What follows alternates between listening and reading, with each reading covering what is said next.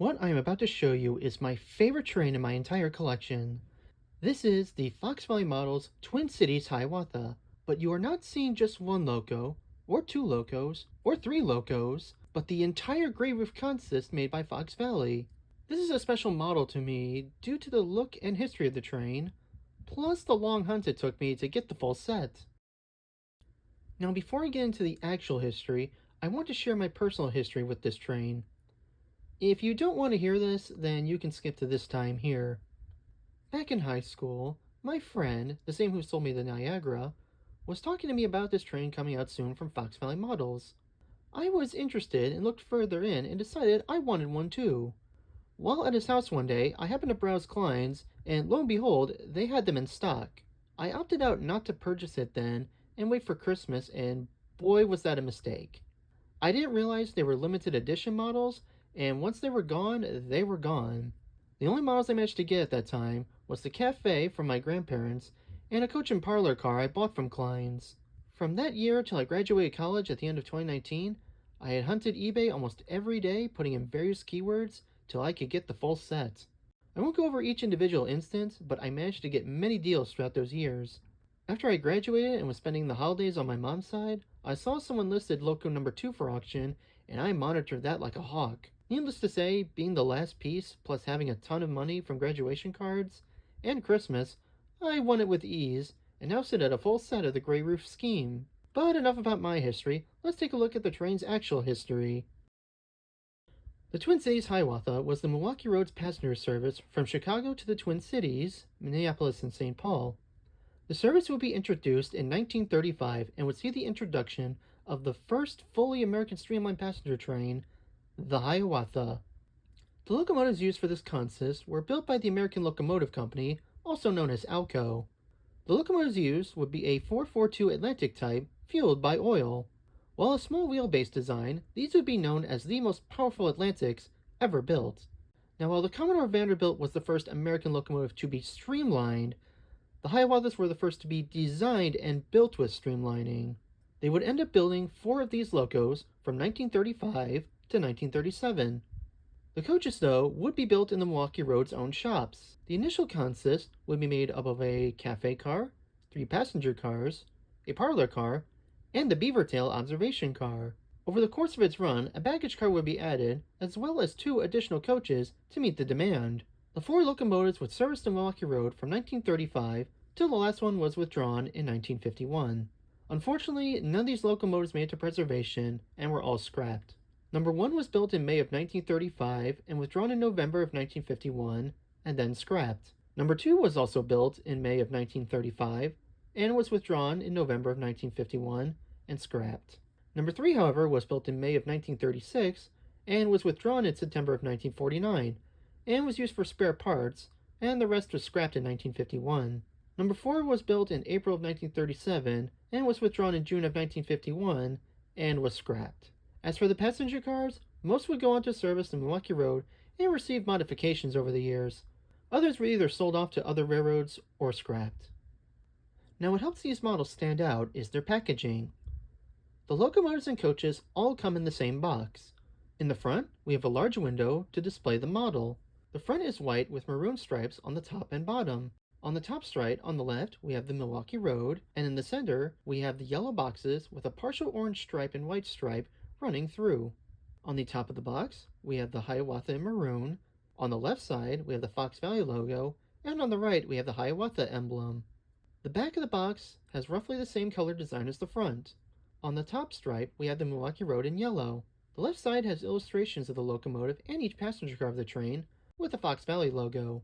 On the right, we have the Hiawatha and logo and text about the set. The top of the box has orange and maroon striping. In the center, we have the A-Class logo in a yellow box. On the left side, we have the Fox Valley logo and some loco info. On the right side, we have the Hiawatha, some passenger car info, and the Hiawatha emblem. The bottom of the box has the same coloring as the top. On the left, we have the Fox Valley logo and HO scale. In the center, we have the Milwaukee Road, Hiawatha, and Limited Edition. The right side has the Hiawatha emblem and model info. On the left side has 2 versions.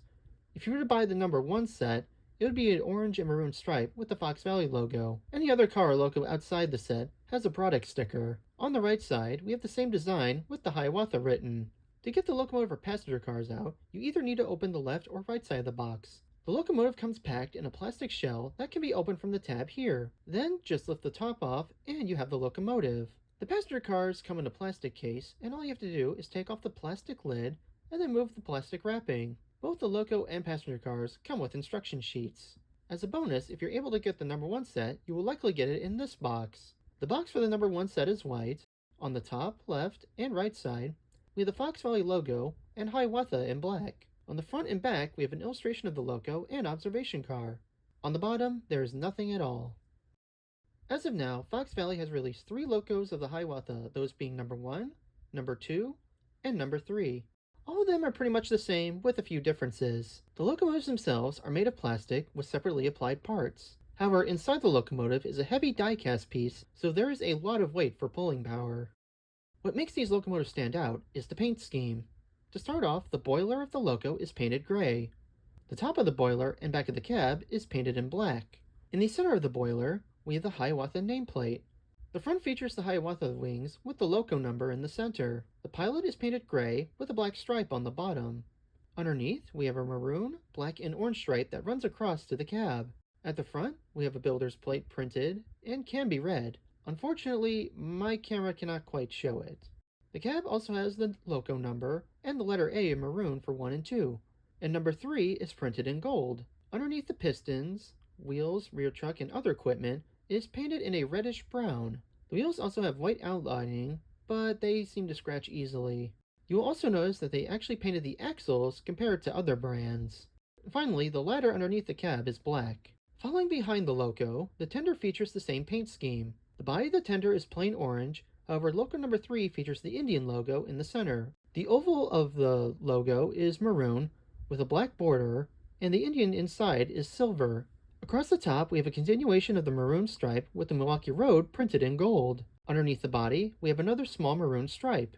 The underbody is also the same color as the loco. The wheels are also painted the same as the loco. In the back, we have a black diaphragm, and inside we have a black door. On the door, we have the tender capacity. As for details, starting at the bottom, the driving wheels are, which can be described as a type of box drivers. The rear drivers are also equipped with traction tires. Underneath the drivers, we have separately applied brake work, and the side rods of the locomotive are accurate to the prototype. In the front, the leading truck features molded brake detailing, and in the back, the trailing truck features molded-in details. Underneath the cab, we have separately applied pipes and pumps, and between the wheels and the boiler, the walkway is etched. Moving up to the boiler, we have separately applied metal handrails, and the body is also molded with banding and many hatches. In the front of the loco, we have 2 separately applied handrails for the front covers.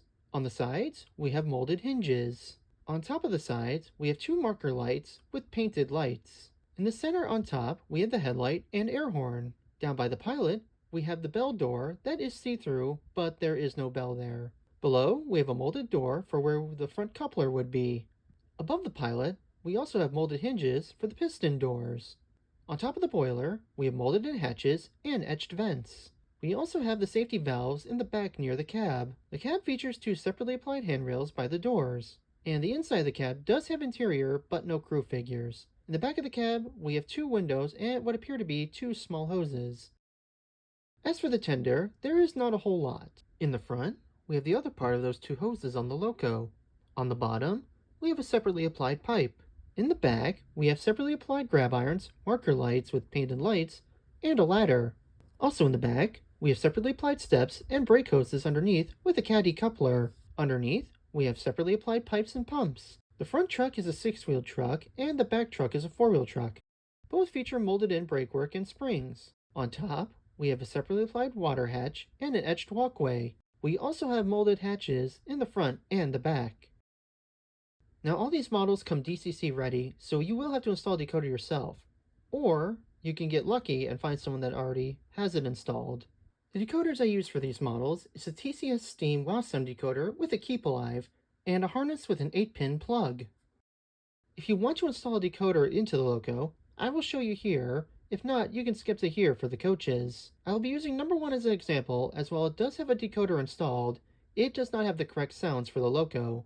To To install decoder into the Loco, first detach the tender from the Loco from the plug here.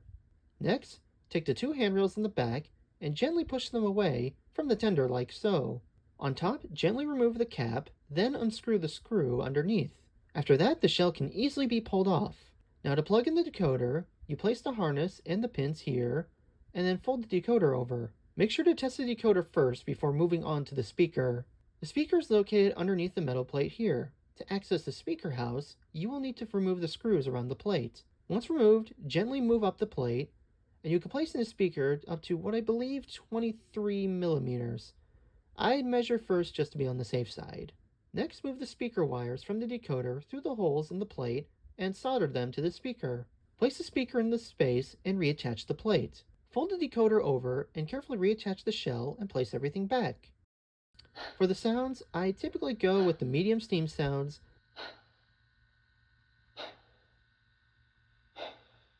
and the Leslie 125 air horn.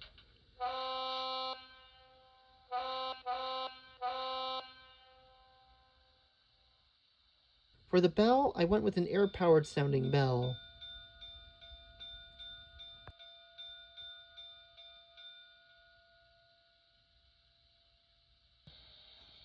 The keep alive from what I can count can work up for about 25 seconds.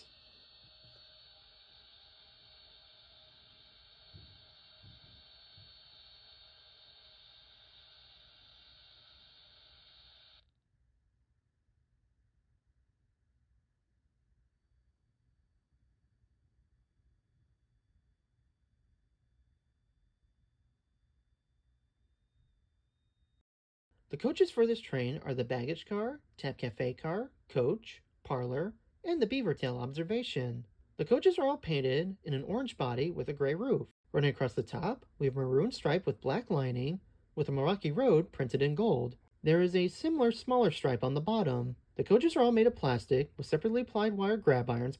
The windows are tinted blue with silver windowsills. The underbody is all painted in a reddish brown. Each end of the car also has a diaphragm except for the baggage and the front end of the cafe. The diaphragms are one solid piece, thus they do not move. It is, however, a convincing effect when coupled up. The trucks are all made of plastic with some molded and separately applied brakework. The trucks also feature metal wheels. Each car also comes equipped with caddy couplers, and each car also has an interior that can be accessed by gently removing the body from the clips. I will also show a location of the clips, as the instruction sheet only shows the standard coach. To start off the train, we have the baggage car. The baggage car, as the name states, is for passengers' baggage. For the baggage cars, there is currently 1109 and 1117. For details molded into the body, we have two large doors. Printed on the body, we have the Railway Express Agency and number in gold. At the end of the car on top, we have the CMST and P&P printed in gold. Up on the roof, we have separately applied vents, and on each end, we have a wheel with a molded chain. Underneath, we have separately applied step ladders. We also have what I think is the air conditioner and generator separately applied. There are also these poles that I could not find the technical name for. Molded into the frame, we have brakework. As for the interior, there really isn't anything, just a flat floor. Following behind, we have the Tap Cafe car. The cafe car is a small diner for the Hiawatha. For details on the body, we have two molded doors on the right side. Printed on the side of the cafe, we have a little plaque-like shape printed in maroon, with the word cafe printed in gold. Underneath, we have separately applied ladders. Also underneath, we have what I believe are the air reservoirs, air conditioning, and equipment for the kitchen. The roof features separately applied vents for the kitchen, and 3 small hose vents. The interior consists of a small dining area and a kitchen. Making up most of the train, we have the standard coaches and parlor cars. These cars where passengers would sit for most of their journey. The coach and parlor car are the same car, with the only difference being numbers for the coaches and names for the parlors. These are the current numbers and names for the coaches and parlor cars. Unique printing to these coaches is we have the maroon plaque with the number or name printed in gold. For details on the body, we have molded in doors with steps underneath. Underneath the body, we have what I can make an educated guess on is the air conditioner, generator, and air reservoirs. The underframe also has molded brakework. The roof of the cars features separately applied vents and small hose-like vents. As for interior, both cars feature the same interior, however the Parlor car would have had a much different interior. As for the interior itself, they both have a long aisle of seating. In the front, we have a large lounge area with a bathroom, and in the back, we have a smaller lounge with a bathroom. And finally, bringing up the rear of the train, we have the Beaver Tail observation car. As the name suggests, this car was given the name due to the end looking like a beaver's tail. There are only two observation cars available, those being the Winona and the Nokomis. Like the other coaches, the observation cars has the name printed in gold on a maroon-shaped plaque. In the back, we have the Hiawatha printed in gold in a maroon box with black lining. The gray roof and maroon stripe stretch down towards the middle of the back two windows. For details, in the front, we have molded doors with steps. In the back, we have two separately applied marker lights with painted lights. Running up the left side, we have separately applied steps. On the right side, we have a molded door with two grab irons. There is also a separately applied horn above the two curved windows. The deck at the end is also etched. Up on the roof, we have separately applied vents and hose vents. Underneath, we have separately applied ladders. There is also the same underbody detailing as the coaches. As for the interior features a main room for seating. In the back, we have some observation seating, and the front has a both large and small lounge with a bathroom. The coaches themselves are also very lightweight and glide very easily on the track, though the locomotive will have no problem pulling them.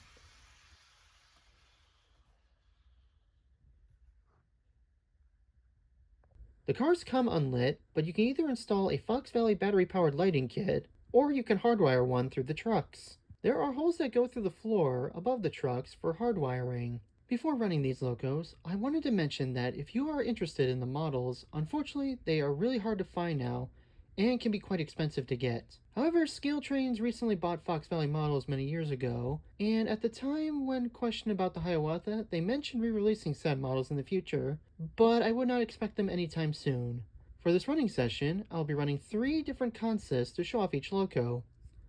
Number 1 will feature the original consist, number 2 will feature the added baggage, and number 3 will feature the added baggage plus 2 coaches.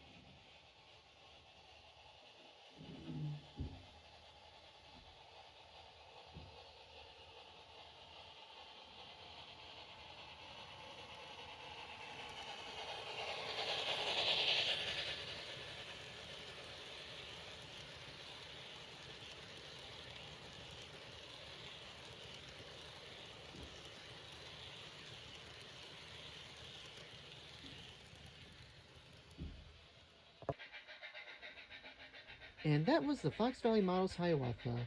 I hope you enjoyed this one, as this was a fun one for me to make. Thank you again for 100 subscribers, and I'm looking forward to making more videos. Thanks for watching, and see you in the next one.